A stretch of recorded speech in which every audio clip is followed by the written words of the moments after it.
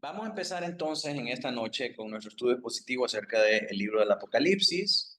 Estamos en la sección de las cartas a las 7 iglesias, que comprende los capítulos del 2:1 al 3:22. Hemos visto cada una de las cartas y el día de hoy nos toca la última carta, que es la carta a la iglesia de Laodicea, ¿verdad? Vamos a leer entonces el pasaje correspondiente al día de hoy. Si me ayuda, Emily, por favor, a leer ahí. Apocalipsis 3, 14 al 22. Y escribe al ángel de la iglesia en la Odisea. He aquí el Amén, el testigo fiel y verdadero, el principio de la creación de Dios, dice esto. Yo conozco tus obras, que ni eres frío ni caliente. Ojalá fuese frío o caliente, pero por cuanto eres tibio y no frío ni caliente, te vomitaré de mi boca. Porque tú dices, yo soy rico y me he enriquecido, y de ninguna cosa tengo necesidad. Y no sabes que tú eres un desventurado, miserable, pobre, ciego y desnudo. Por tanto, yo te aconsejo que de mí compres oro refinado en fuego, para que seas rico y vestiduras blancas para vestirte, y que no se descubra la vergüenza de tu desnudez. Y unge tus ojos con colirio para que veas. Yo reprendo y castigo a todos los que amo. Sé, pues, celoso y arrepiéntete.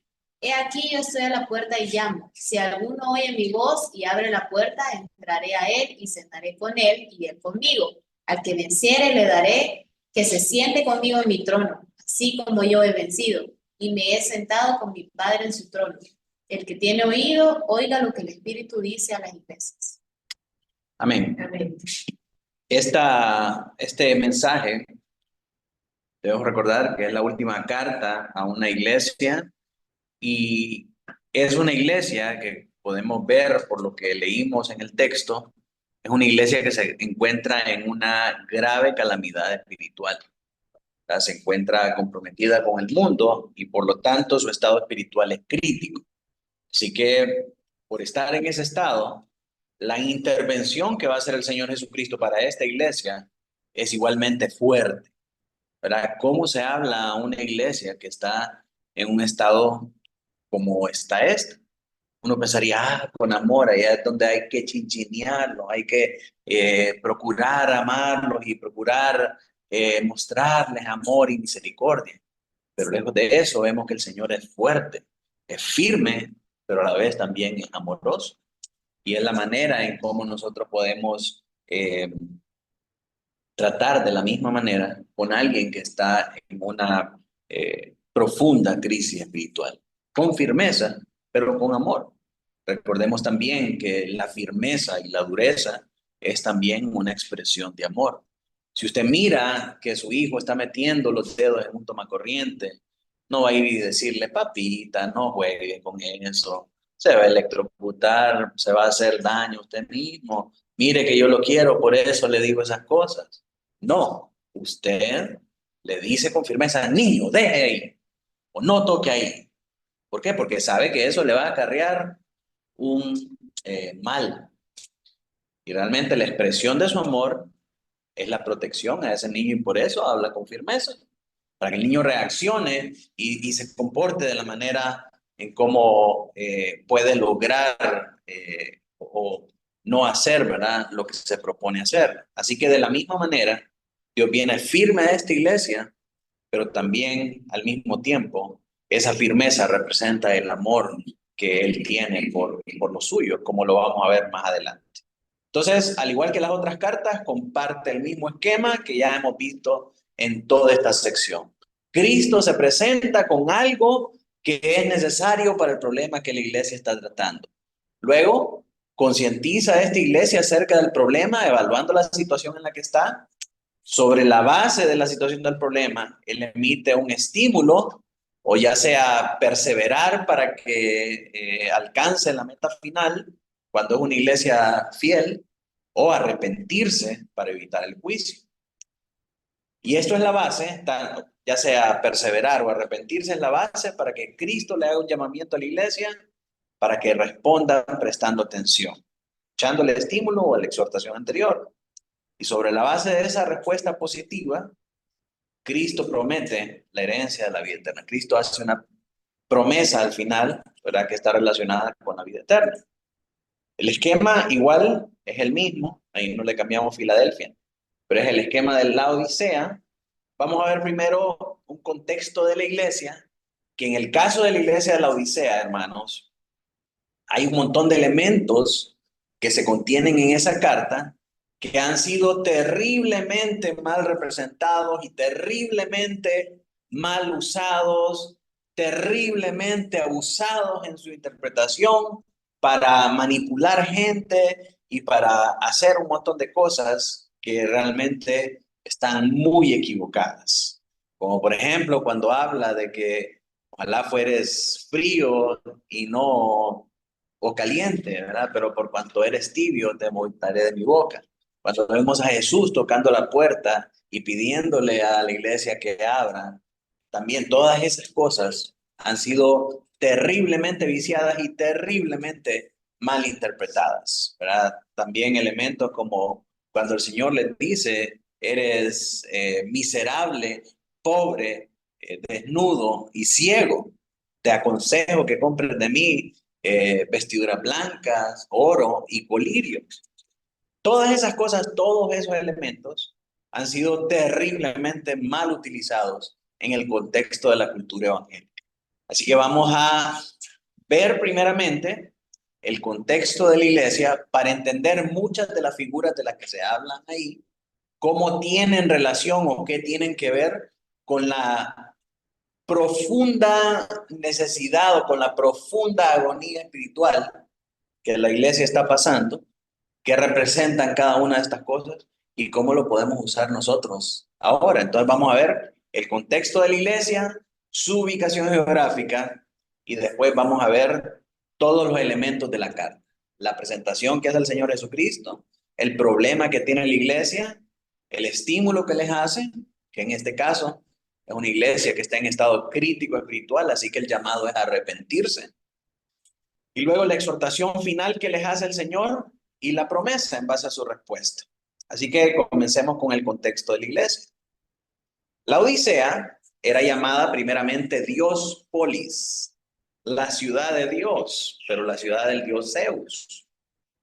Fue probablemente agrandada por Antíoco II en los años 261 al 246 antes de Cristo, y él le dio el nombre de su esposa, la Ódice. Y en la Odisea era una ciudad muy rica, hermanos, en la que se fabricaban textiles tejidos con lana negra procedente de unos carneros criados en aquellos parajes propios de ahí, de esa región.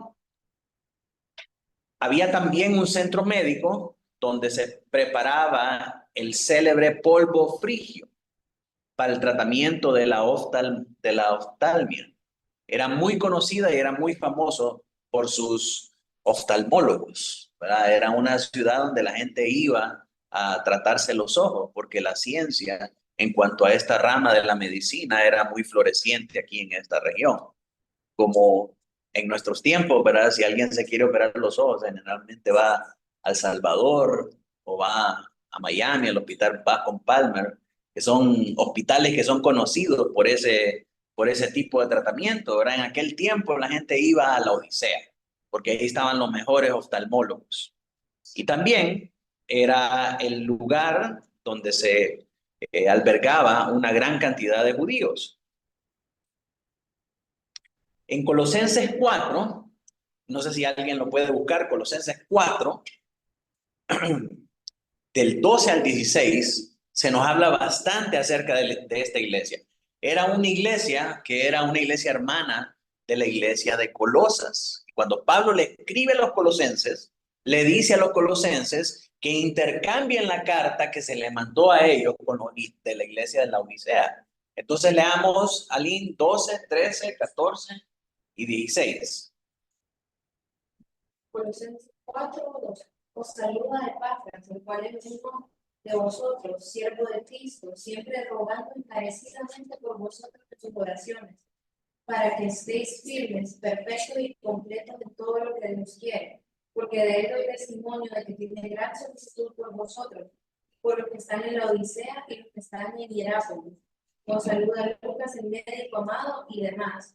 Saluda a los hermanos que están en la Odisea y a Nimfas y a la iglesia que está en su casa. Cuando esta carta haya sido leída entre vosotros, es verdad que también se lea en la iglesia de la Odisea, y que la de la Odisea la leáis también vosotros. Entonces vemos que hay una profunda relación entre esta iglesia y la iglesia de Colosas, ¿verdad? Probablemente dicen los estudiosos que Epafras haya sido el fundador de la iglesia en la Odisea. Pablo lleva a cabo un intenso combate en favor de los de la Odisea, nos dice Colosenses 2:1. Les enviaba sus saludos en el Colosenses 4:15 y hay quienes creen que la epístola mencionada en el versículo 16, que dice que cuando reciban la de laodicenses, que intercambien también la carta que ellos recibieron con ellos, podría ser una copia de la epístola a los Efesios, ¿verdad? Así que de esa manera es como se circulaban las epístolas de los apóstoles en aquel tiempo entre las iglesias. Pero sin duda vemos una gran relación que hay aquí entre Colosas y la Odisea, y vamos a ver por qué cuando miremos su ubicación geográfica. Hacia el año 60 después de Cristo, un sismo destruyó la Odisea, Colosas y Hierápolis. Y los laodiceos reconstruyeron su ciudad sin recurrir a la ayuda romana. Entonces vemos tres focos de producción en esta ciudad. En primer lugar, los textiles. En segundo lugar, la oftalmología.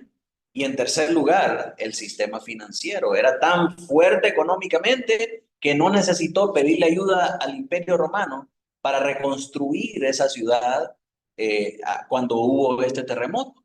Entonces recuerde estas tres cosas. Es fuerte en recursos financieros, es fuerte en textiles y es fuerte en oftalmología, ¿verdad? Esas cosas son muy importantes en el contexto de lo que el Señor le va a decir a la iglesia. Ahora, en cuanto a la ubicación geográfica, era la capital de la Frigia Pacatiana en Asia Menor, algo al sur de Colosas y de Hierápolis sobre Licus, afluente del Meandro. Licus era otra región que estaba sobre el afluente del río Meandro. Entonces, la ubicación es importante. ¿Por qué? Porque nos dice que estaba entre Colosas y Hierápolis. Y por eso es que la relación con la iglesia de Colosas, que vemos en Colosenses 4, del 12 al 16, es tan importante y tan apegada, porque estaban cerca. Eran sin duda iglesias hermanas. Colosas, por su parte, era una fuente natural de agua fría, mientras que Hierápolis era una fuente, tenía en sus fuentes agua caliente, ¿verdad? Habían, ¿cómo que se llama esto? Aguas termales, sí, aguas termales, correcto. Pero la Odisea carecía de agua, por lo tanto traía su afluente por medio de tuberías. Y cuando el agua llegaba a la ciudad, llegaba sucia y tibia, incapaz de beberse y solamente escupirse. De nuevo, todos estos datos son muy importantes para el mensaje que el Señor le va a dar a esta iglesia. Sus ruinas se hallan actualmente en Esquizar, a 88 kilómetros al este y sureste de Esmirna. Si lo ubicamos en el mapa que hemos venido viendo, vamos a ver que la Odisea está acá, donde está este circulito rojo, entre Hierápolis y Colosas, ¿verdad? Entonces, estaban muy cerca aquí. Recordamos, Colosa tenía fuentes de agua fría, mientras que Hierápolis tenía aguas térmicas, ¿verdad? Y la Odisea traía el agua de entre estas dos por medio de tuberías. Así que eso es muy importante. Cuando se buscaron las ruinas de esta ciudad de la Odisea, en algunos pilares que custodian las fuentes de agua de la ciudad, se encontró esta ley para el uso del agua. Dice, aquellos que dividen el agua para su uso personal deben pagar 5,000 denarios al tesoro del imperio. Está prohibido utilizar el agua de la ciudad gratuitamente o concederla a particulares. Quienes compran el agua no pueden violar el edicto de Vespasiano. Quienes dañen las tuberías de agua deben pagar 5,000 denarios. Deberán establecerse techos protectores para los depósitos de agua y las tuberías de agua de la ciudad. La oficina del gobernador nombrará a 2 ciudadanos como conservadores cada año para garantizar la seguridad del recurso hídrico. Nadie que tenga granja cerca de los canales de agua puede usar esta agua para la agricultura. Lógicamente, estimaban el agua como un recurso muy importante y muy valioso para la ciudad porque carecían de ella. Tenían que traerlo de muchos kilómetros después y obviamente el acueducto representaba una gran importancia para la ciudad. Esta ley se encontró en esa columna que custodiaba este recurso. Luego en los sitios encontramos una de las calles principales de la ciudad. Se mira la riqueza, ¿verdad? De haber sido algo presuntuoso entrar en esta ciudad, ya que contaba con varios focos de producción. Y estos son restos de lo que era la iglesia de la Odisea. Era una iglesia grande, una iglesia con detalles, una iglesia con un templo muy bonito para aquel entonces, ¿verdad? Entonces, obviamente, estamos hablando de una iglesia que en comparación con las otras era una iglesia rica, una iglesia rica. Así que estos son los datos acerca de esta iglesia. Vamos a irnos ahora a la presentación que hace el Señor Jesucristo. El Señor dice, he aquí el amén, el testigo fiel y verdadero, el principio de la creación de Dios. El Señor se presenta con estos 3 adjetivos, el amén, el testigo fiel y verdadero, el principio de la creación de Dios. ¿Por qué de todas las cosas se presenta de esta manera? Se presenta como el amén, porque el amén es el término hebreo equivalente a fiel y verdadero. En Isaías 65:16 leemos, el que se bendijera en la tierra, en el Dios de verdad, se bendecirá. Y el que jurara en la tierra, por el Dios de verdad, jurará, porque las angustias primeras serán olvidadas y serán cubiertas de mis ojos. Aquí se utiliza la frase Dios de verdad 2 veces. Y en hebreo esa es Dios, amén. El Dios, amén, el Dios de verdad. Así que Él se presenta como esa verdad, como ese Dios de verdad. Yo soy el amén, el verdadero. Y luego, como el testigo fiel y verdadero. En Apocalipsis 1:5, esta palabra o esta presentación con la que Él se presenta a la iglesia de la Odisea, ya la ha dicho anteriormente y ya se ha presentado en la visión que tuvo Juan del Hijo del Hombre. En el verso 5 leemos que Jesús se presenta él mismo como el testigo fiel y el primogénito de los muertos y el soberano de los reyes de la tierra, que nos amó y nos lavó de nuestros pecados con su sangre.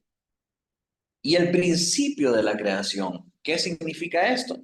Apocalipsis 1:18 dice, y el que vivo y estuve muerto, mas he aquí vivo por los siglos de los siglos, amén.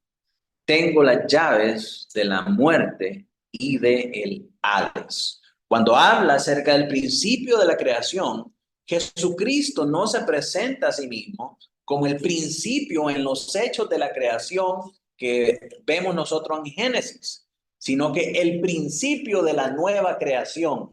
La nueva creación comienza con la resurrección del Señor Jesucristo. Él es el primero en resucitar y por eso se presenta aquí en el 18 como el que vive, estuve muerto y que ahora vive por los siglos de los siglos. Ese es el primero que resucitó. Ese es el primero de la nueva creación de Dios. Y de nuevo, recordamos que esta iglesia de la Odisea tiene una estrecha relación con la iglesia de Colosas. Y en Colosenses 1:18, él le recuerda a los colosenses y él es la cabeza del cuerpo, que es la iglesia, el que es el principio, el primogénito de entre los muertos, para que en todo tenga la preeminencia. Así que esa presentación de Colosenses es muy similar a la manera en la que se presenta la Odisea Cuando dice el principio de la creación, se refiere al principio de la nueva creación, no el principio de la creación en Génesis. Eso sería un error. ¿Por qué? Porque Jesucristo no fue creado por Dios. Jesucristo estaba creando en el momento de hacer todas las cosas en Génesis. Si nosotros pensáramos que esa frase, el principio de la creación, se refiere al principio cuando Dios estaba haciendo todas las cosas, estamos cayendo en una herejía de las que fueron abordadas en el principio de la iglesia, cuando había un grupo de hombres que decían que el Señor Jesucristo era un ser creado. Si Jesucristo es un ser creado, quiere decir que es inferior a Dios Padre, no que es Dios mismo. Entonces, no podemos afirmar tal cosa. Por lo tanto, Cristo no se está refiriendo a el principio de la creación en relación a las obras de la creación, sino que se está refiriendo al principio de la nueva creación de Dios, que es la resurrección de entre los muertos. Ahora, estas tres características son muy importantes. Cuando el Señor se presenta como el Amén, cuando el Señor se presenta como el testigo fiel y verdadero, y cuando se presenta como el principio de la creación de Dios. ¿Por qué esto es importante para la iglesia de la Odisea? Vimos que la iglesia de la Odisea se encuentra en un grave peligro espiritual. Han transigido con la cultura y como resultado se han enriquecido con el dinero de los ídolos. A diferencia de las otras iglesias, que vimos qué es lo que pasa. Ellos se rehúsan a participar de la cultura y a permitir que lo que pasa allá afuera se meta en las iglesias, y el resultado de su resistencia es que son perseguidos, son afligidos, son vituperados y experimentan pobreza, experimentan necesidad, experimentan hambre, persecución, porque no quieren ceder a la cultura. Entonces, eso pasa cuando resistimos la cultura. Somos perseguidos, somos empobrecidos, pasamos persecución, pasamos hambre. Pero ¿qué pasa cuando dejamos que la cultura se meta? Pasa lo contrario. Somos enriquecidos, somos prosperados, somos multiplicados, todo va bien, todo va floreciente, todo es diferente, ¿verdad? Tenemos la abundancia y tenemos esa riqueza alrededor de nosotros, pero ¿a costa de qué? A costa de renunciar a su fe y participar en la idolatría. Y eso es lo que estaba pasando en estas iglesias. La iglesia de la Odisea no ha guardado el testimonio de Cristo y carece de su poder, del poder de Cristo, para promover la nueva vida en Cristo a sus miembros y a su comunidad. Sí, ellos están enfocados en la riqueza y en la prosperidad y no en el poder de la resurrección de Cristo, y por lo tanto no pueden transmitir esa vida, no pueden transmitir esa resurrección ni a sus miembros ni a los de su comunidad, porque están embelesados con las riquezas del mundo, están embelesados con las riquezas de su cultura. Así que Cristo se presenta como el testigo fiel y verdadero del que ellos tienen que dar testimonio. ¿Sí? El Cristo que hace falta, porque están predicando de riqueza y de prosperidad, es el Cristo que llega delante de ellos y les dice: yo soy el testigo fiel y verdadero. El amén, la verdad. Él es la verdad y esa es la verdad que tienen que guardar y enseñar. Y el primogénito de la nueva creación, cuyo poder de resurrección necesitan para resucitar de su condición de muerte espiritual. Esta iglesia está muerta espiritualmente, necesita resucitar. Y por eso el Señor se aparece como el primogénito de la creación, como el primero de la creación, como el amén, como el testigo fiel, porque lo que no está haciendo esa iglesia es lo que necesita para poder resurgir, para poder resucitar de la muerte espiritual a la vida espiritual. Y por eso estos adjetivos, estos calificativos con los que el Señor se presenta, son tan importantes para ellos. Ahora, en segundo lugar, vimos la presentación. El Señor se presenta como el amén, el testigo fiel y verdadero, y el principio de la creación. Y ahora miremos el problema. Apocalipsis 3 del 15 al 17, Héctor. Yo conozco tus obras, que ni eres frío ni caliente. Ojalá fuese frío o caliente. Pero por cuanto eres tibio y no frío ni caliente, te vomitaré de mi boca. Porque tú dices, yo soy rico y me he enriquecido, y de ninguna cosa tengo necesidad. Y no sabes que tú eres desventurado, miserable, pobre, ciego y desnudo. Amén. Todas estas cosas que el Señor Jesucristo le dice a esta iglesia son asuntos culturales de esta iglesia. Ya vimos el asunto de la región, que ellos estaban entre Hierápolis y Colosas, y cómo había agua fría y agua caliente, y ellos traían su agua por tuberías, y cuando el agua llegaba, llegaba tibia, sucia y horrible, que para lo único que era bueno era para escupirla, ¿verdad? Lo que el Señor les dice es una referencia a eso. Y en cuanto a, ustedes dicen que soy rico y que me he enriquecido y de ninguna cosa tengo necesidad, es porque la fortaleza y la riqueza que miraba esa iglesia, lo miraba en las cosas que la ciudad en sí tenía del mundo, porque la riqueza de la ciudad era la riqueza de la iglesia. ¿Y de dónde provenía la riqueza de la ciudad? ¿De dónde provenía la riqueza de la ciudad? Los textiles, la oftalmología y el sistema financiero. Entonces por eso el Señor le dice, tú dices que yo soy rico, y ellos decían, soy rico por estas cosas, pero el Señor le dice, te digo que tú eres pobre, ¿verdad? Está yendo en contra del sistema financiero. O sea, tú piensas que el sistema financiero es tu riqueza, pero yo te digo que eres pobre. Tú piensas que la ciencia oftalmológica es tu riqueza, pero yo te digo que eres ciego. Tú dices que tu industria textil es tu fortaleza, pero yo te digo que estás desnudo. Entonces, en pocas palabras, lo que usted piensa que es su fortaleza, realmente delante de Dios no es nada. No es nada. Eres un desventurado.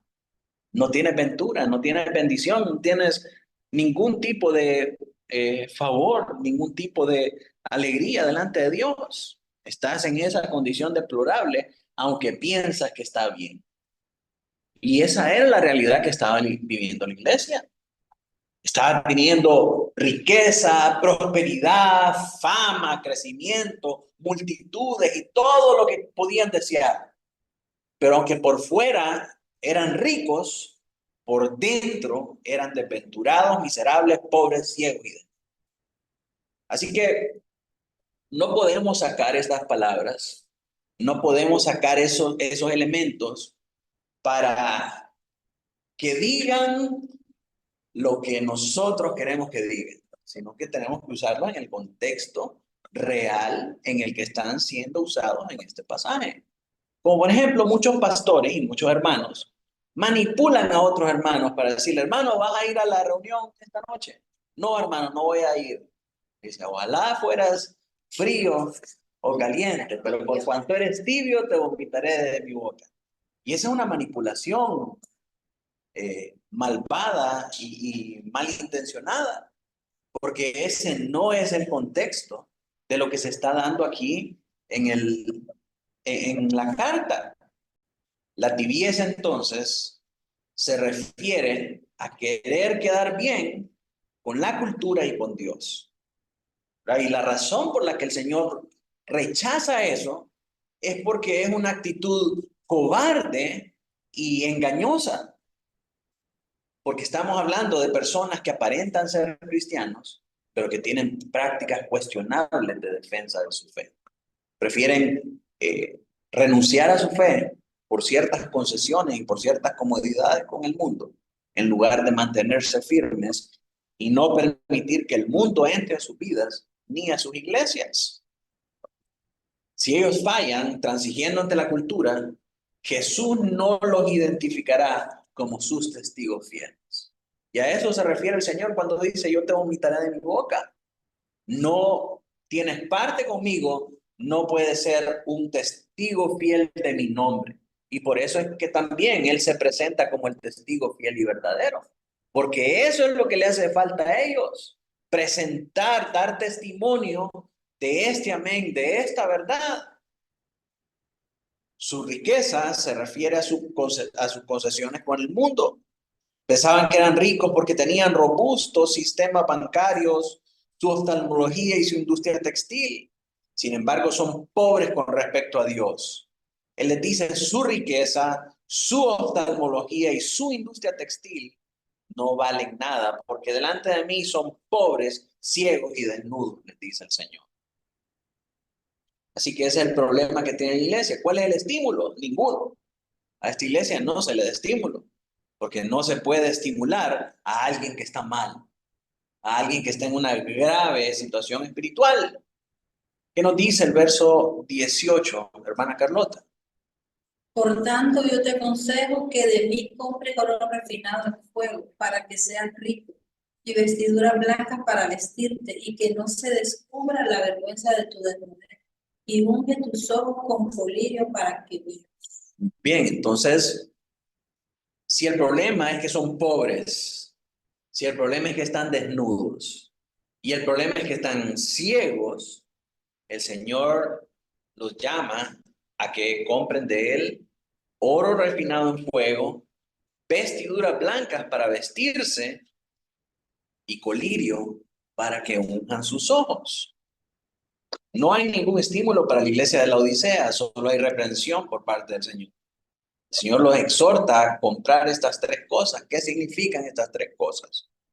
El oro refinado en fuego, en el lenguaje bíblico, significa pureza de fe. ¿Verdad? Pero eso no es algo que yo me inventé ni que me saqué de la manga. O sea, es algo que podemos ver referenciado en la Escritura. Cuando leemos en 1 de Pedro 1:7, hermano Mauricio. 1 Pedro 7, para que sometida a prueba vuestra fe, mucho más preciosa que el oro, el cual, aunque perecedero, se prueba con fuego, sea hallada en alabanza, gloria y honra cuando sea manifiesto. Se refiere a la pureza de nuestra fe, que es probada en oro, que es probada en las pruebas. ¿Verdad? Ese oro refinado es esa fe que es más preciosa que el oro. Cuando vemos las vestiduras blancas, en el contexto de Apocalipsis, significa santidad. ¿La santidad qué es? Estar apartado del mundo para Dios. Santidad es apartarse del mundo para consagrarse para el servicio y para la obra de Dios. Entonces las vestiduras blancas representan eso, santidad, apartarse del mundo. Lo vemos en Apocalipsis 3, del 4 al 5, en el 6:2 y en el 19:8. Y en contraste, cuando se habla de vergüenza y desnudez, se asocia con la idolatría. Podemos ver referencia a eso en Isaías 47:3, Ezequiel 16:36, Ezequiel 23:29 y Nahum 3:5. Ahí lo busca usted en su casa para que pueda leer cómo la vergüenza y la desnudez se asocian con la idolatría. Entonces quiero que vea que cuando vemos este tipo de simbologías en la Biblia, no podemos hacer una interpretación caprichosa de qué son cada una, sino que tenemos que interpretar la Biblia con la Biblia, porque solo la Biblia interpreta la Biblia, y la Biblia nos dice qué es el oro refinado, qué son las vestiduras blancas, qué es la vergüenza y la desnudez. Y el colirio, en el lenguaje profético, significa discernimiento espiritual. ¿Cómo sabemos que este es lenguaje apocalíptico y profético? Porque obviamente la iglesia no estaba desnuda. Obviamente la iglesia no estaba ciega en el sentido físico de las cosas. No es que iban desnudos al culto. No es que no podían ver. Entonces el Señor está hablando en un lenguaje apocalíptico y profético. Es algo simbólico que se está viendo acá cuando el Señor les dice eso. Y cuando les dice compren, ¿cómo le va a comprar usted a Dios?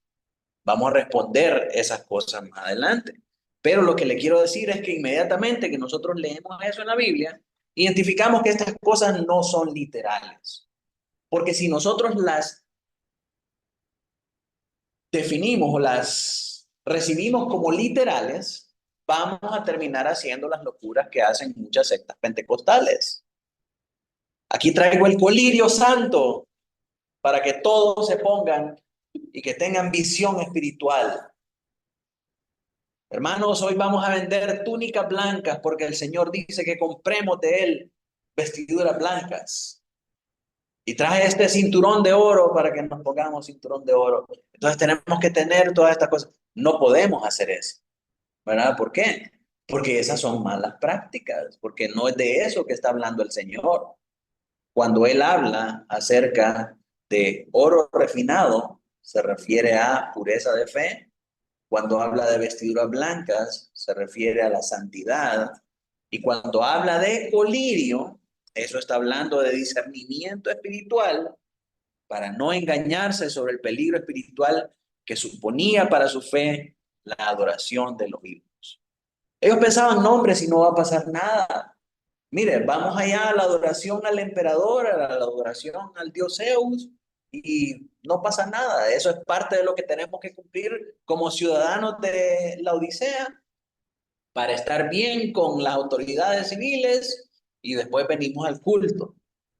Entonces ellos no podían discernir espiritualmente que esa práctica los estaba haciendo renunciar a su fe para conformarse a la cultura y recibir del mundo una riqueza que no les era lícito tener porque estaba consagrado a los ídolos y consagrado a las cosas profanas que son enemigas de Dios.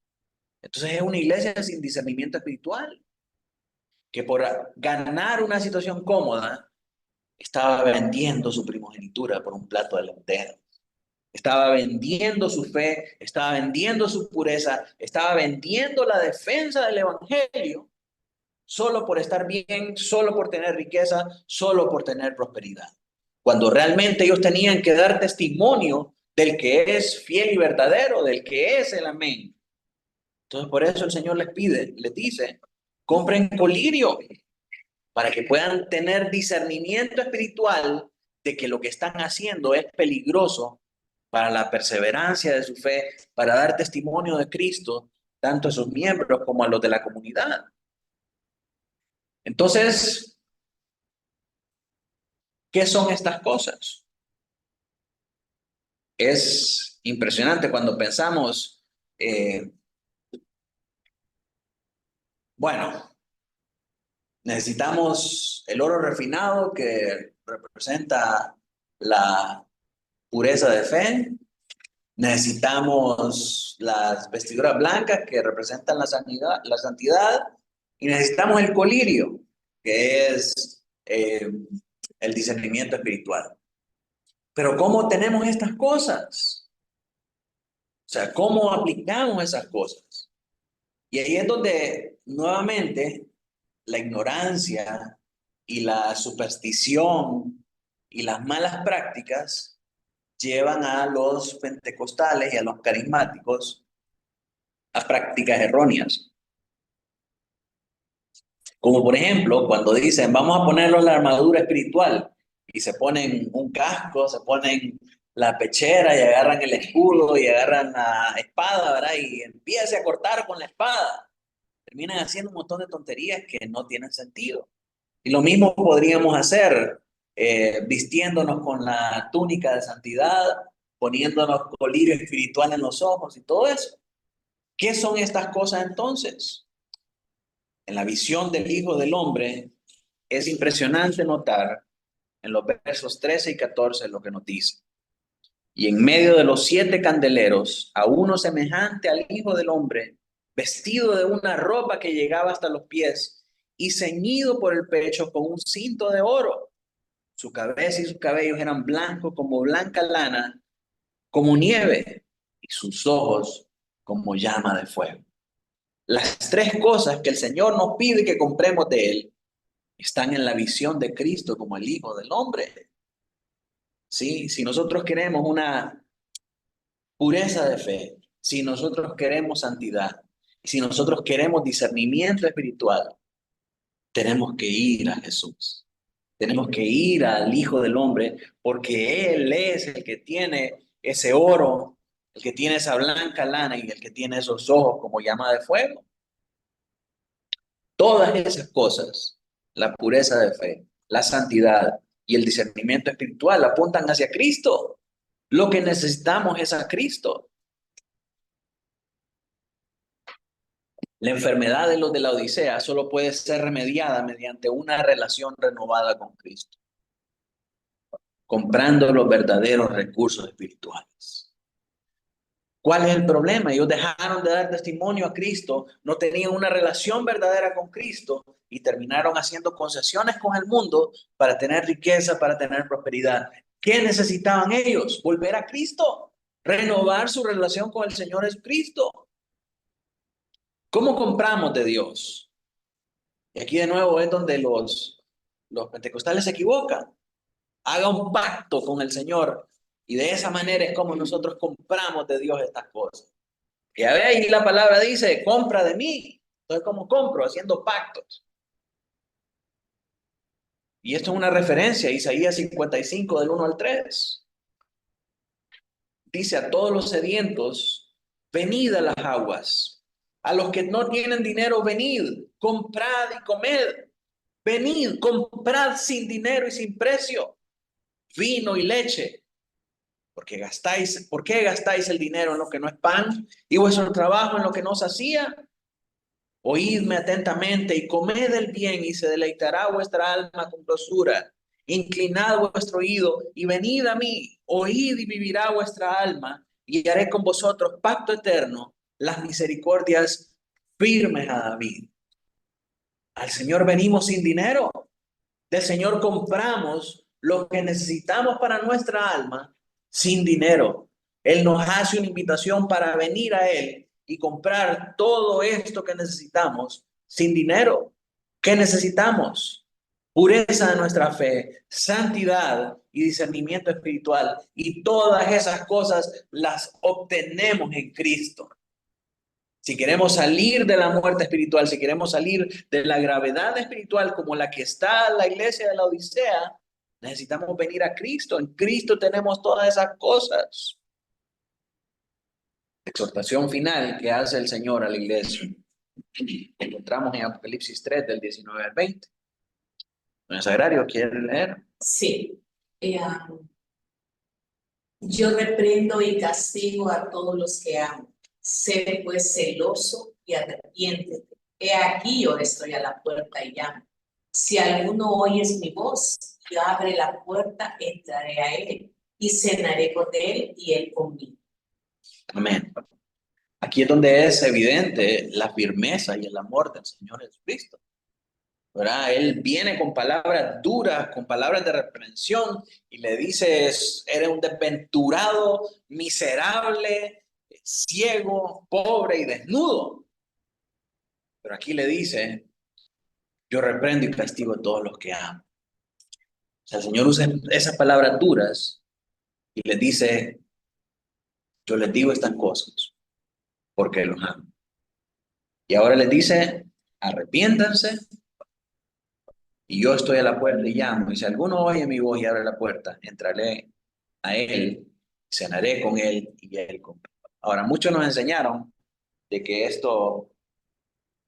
estas palabras del Señor Jesucristo Él está tocando a las puertas de tu corazón. Necesitas abrirle las puertas de tu corazón para que el Señor entre en tu corazón y cene contigo y tú puedas ser salvo. La verdad de las cosas es que también es una frase terriblemente y maliciosamente manipulada, porque aquí no está hablando acerca de salvación. No está hablando acerca de salvación. Está hablando acerca de renovar una relación con el Señor Jesucristo. Y es la palabra que le hace a una iglesia. A pesar de todo esto, Cristo responde a la pobre condición de los laodicenses de una manera que muestra que no se ha dado por vencido con ellos.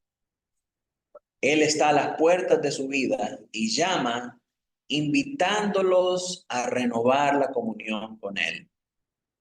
Pero, si nosotros interpretamos que esta invitación o este Cristo tocando la puerta es un llamado para que usted tome la decisión y abra para que el Señor entre a su vida. Nosotros vamos a tener una imagen y un significado del Señor Jesucristo totalmente errado. ¿Por qué? Porque en primer lugar, si el Señor lo quiere salvar, Él no necesita que usted le abra la puerta. Si Él quiere salvarlo, Él lo va a salvar, abra o no. ¿Por qué? Porque Él es soberano y Él hace lo que Él quiere. Él no necesita que le abran la puerta. Él no es un caballero, Él es un rey. Y el rey, donde quiere, entra sin pedir permiso. Y a donde llega, todos sus vasallos, todos sus súbditos se rinden ante Él. Ese es el Señor Jesús. Ese es nuestro Dios. Así que saquemos de nuestra mente esa imagen de que ese es el Señor como mendigo, ¿verdad? De puerta en puerta tocando para que nosotros le abramos. A ver si alguien se digna a abrirle al Señor para que el pobre Señor entre y cene con alguien porque pobrecito. No, eso no es lo que esa frase está diciendo. De hecho, esa es una referencia a Cantares 5:2. Mira lo que dice Cantares 5:2. Yo dormía, pero mi corazón velaba. Es la voz de mi amada que llama.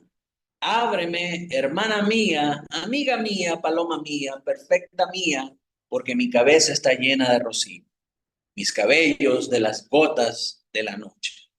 El amado diciéndole a su esposa que le abra. Esa es la imagen o esa es la referencia que es evocada en esta frase que usa Juan aquí en Apocalipsis 3:19.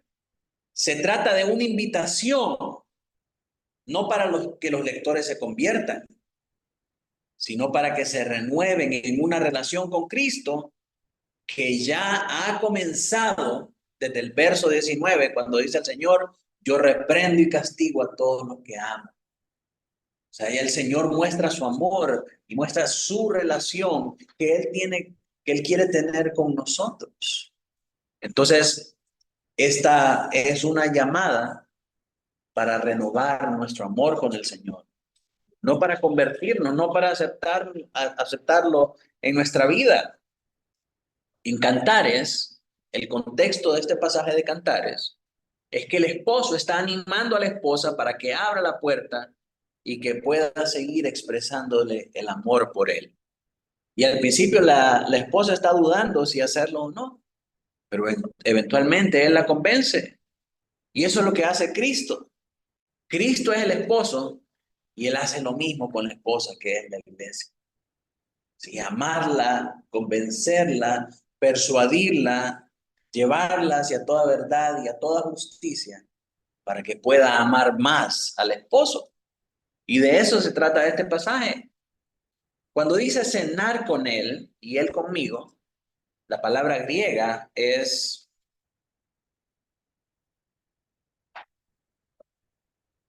teipneo, y habla de un banquete. Y un banquete en el idioma bíblico es el símbolo de la comunión renovada. Cuando hablamos nosotros cena en el contexto de la iglesia, le digo, hermano, hoy es la cena. ¿Qué viene a su mente? ¿Qué viene a su mente? La Santa Cena, ¿verdad? La ordenanza. Pero sí, nos sentamos a comer, nos sentamos a compartir el pan. Independientemente de que estemos hablando de la cena o de un compañerismo, ¿qué significa eso en términos de la iglesia? Comunión. Estamos teniendo comunión con los hermanos. Cuando dos reyes se sentaban a comer, significaba que había un pacto entre ellos de no agresión o de ir juntos a la guerra o de cualquier cosa. Cuando el Señor se sienta a sentar con alguien, significa que el Señor está en comunión con esa persona. Pensemos cuando iba a la casa de Marta, María y Lázaro. Se sentaba ahí a comer con ellos y tenía comunión con ellos y les enseñaba. Eso es lo que el Señor quiere de la iglesia de la Odisea. Una comunión renovada con Él. Por eso está tocando la puerta y está diciendo que le abran. ¿Para qué? Para que el Señor entre y para que el Señor tenga una relación restaurada con ellos. No para que se conviertan. Así que no podemos usar ese pasaje para decirle a la gente, el Señor toca su puerta, ábrale para que usted sea salvo. Porque no es esa la manera en cómo el Señor salva. La salvación de su vida no es una decisión que usted tiene que hacer si ser salvo o no, si abrirle al Señor Jesucristo o no. Si el Señor lo quiere salvar, lo salva. Y ya cuando lo salvó, cuando lo pasa de muerte a vida, entonces usted tiene la capacidad de arrepentirse conscientemente y creer en Él y decir, yo creo en el Señor Jesucristo, yo creo que el Señor me puede salvar, que Él murió por mis pecados y que el Padre lo levantó de la muerte para darme la vida eterna. Pero mientras que el Señor no lo salve, usted no puede hacer esa afirmación. Así que la salvación de nuestra vida no es una decisión que nosotros tomamos y le abrimos la puerta o no. Si el Señor quiere, nos salva. Y no hay nada que nosotros podamos hacer para resistirnos o para acelerar el proceso. El Señor es soberano y Él hace lo que quiere. Entonces, cuando está hablando acerca de que abran la puerta, es renovemos nuestra relación. Renovemos la comunión.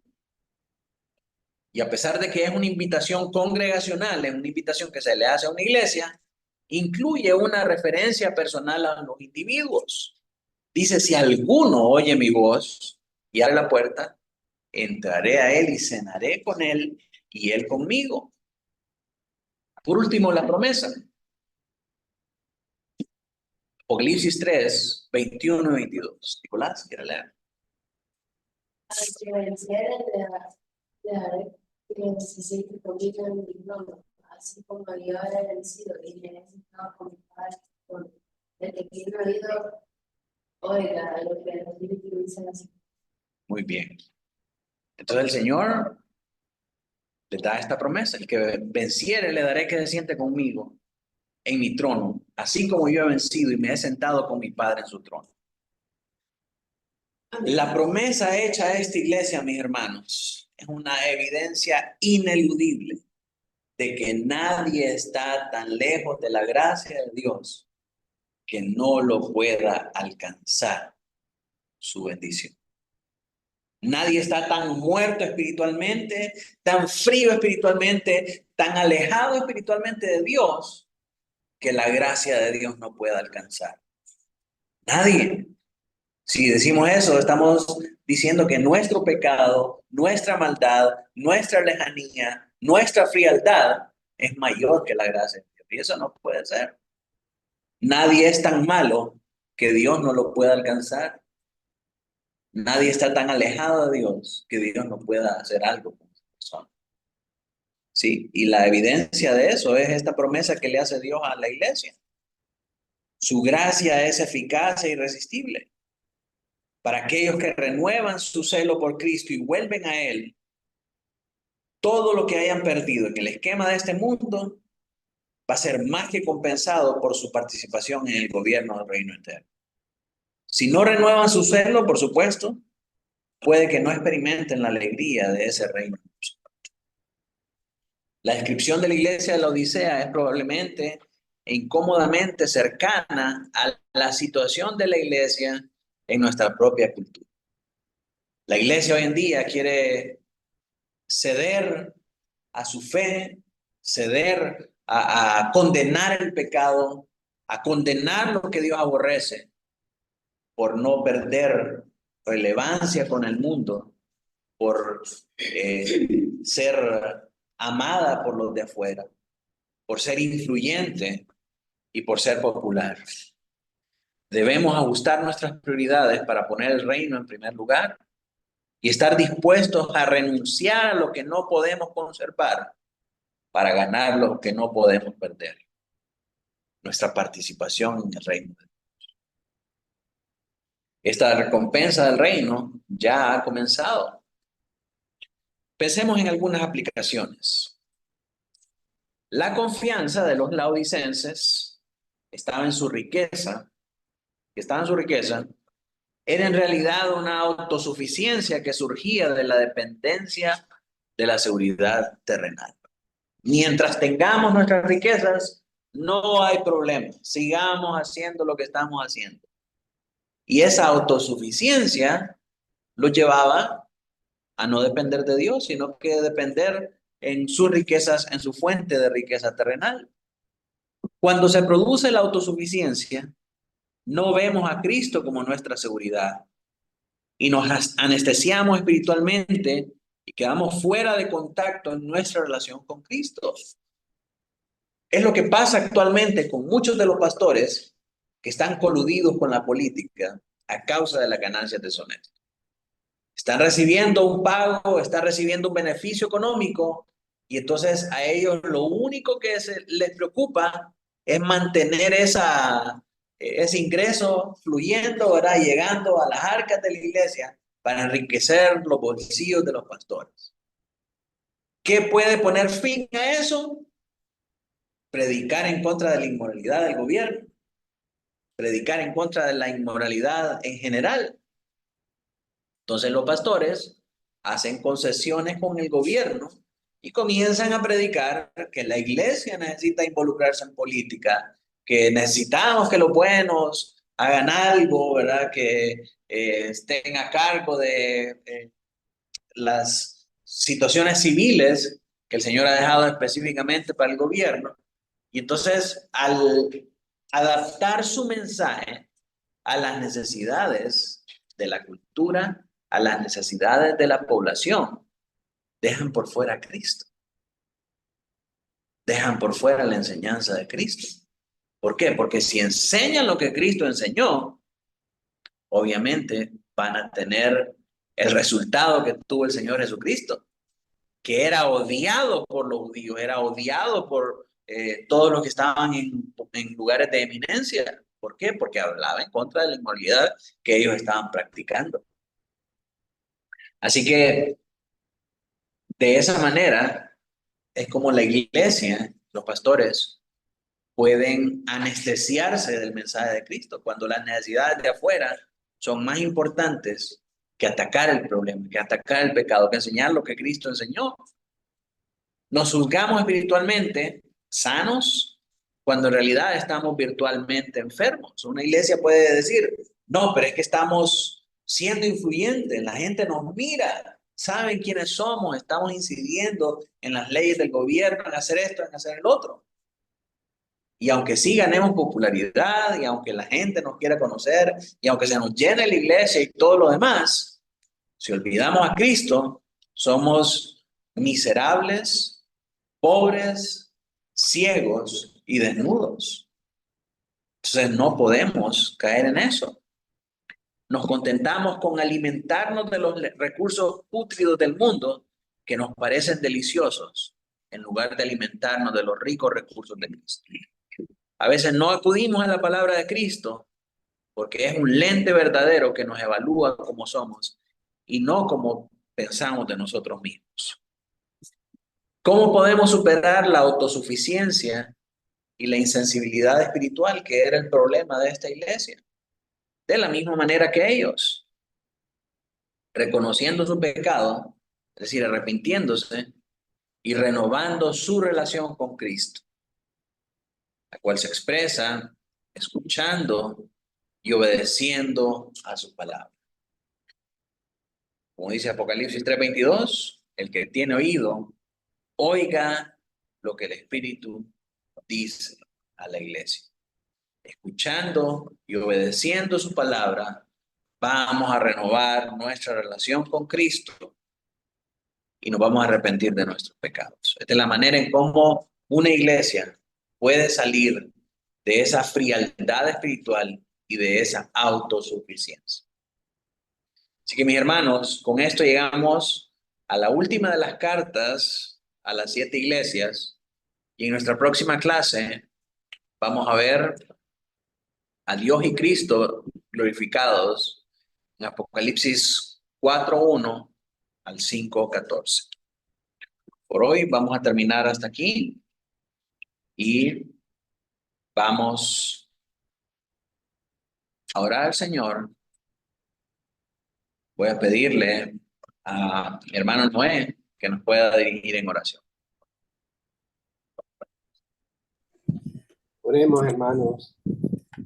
Padre, te damos gracias en esta noche por tu gran misericordia y tu gran bondad a través de tu palabra que hemos aprendido, Señor, acerca de esta última iglesia que estaba en cuidados intensivos y la importancia, Señor, de poder tener comunión contigo y no transgredir, Señor, por los ofrecimientos del mundo, Padre, por todo aquello que puede vislumbrar nuestras vidas y apartar, Señor, nuestra fe, apartarla del objeto de la fe que es Cristo y volvernos hacia otros objetos, Señor, de este mundo, Padre, por un beneficio personal. Líbranos, Señor, de ello, de que nuestra iglesia no ceda ante las presiones del mundo o en la búsqueda de facilidades o comodidades en todos los sentidos, Señor.